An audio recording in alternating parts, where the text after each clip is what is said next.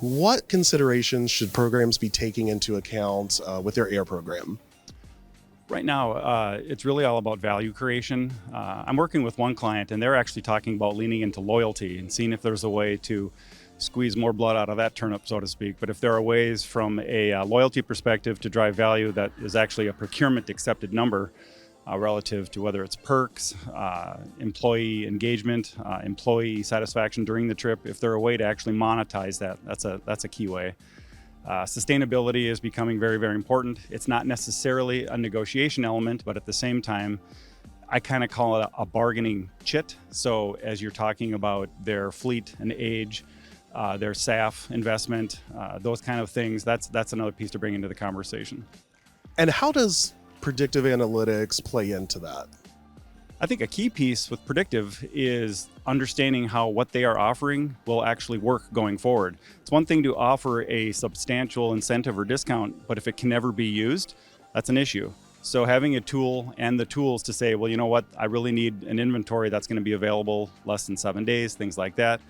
That becomes a key piece. You know, other things like inflation become important, how that affects demand. But those are probably the two key ones. Okay, so for all of our viewers out there, I want to get your top 3 takeaways for what programs should be thinking about when optimizing their air program. I think with the air program, actually to not look at it as the air program, to not look at it in that silo, but we like to look at transportation as what we call multimodal. So looking at air, rail, ground transportation, and seeing if there are value opportunities within that whole ecosystem rather than just looking at air. That's a key piece. Another one is actually in the marketing and merchandising space. We call it traveler engagement marketing or merchandising, but we have found that kind of the consumerization, treating the traveler himself or herself as a buyer coming into the corporate store, being able to influence them to make a decision that is best for the company, best for the globe. You can actually influence them at point of sale and actually out throughout the course of their journey as well. Wonderful, great insights. Always great talking with you. Thanks so much. Thank you very much.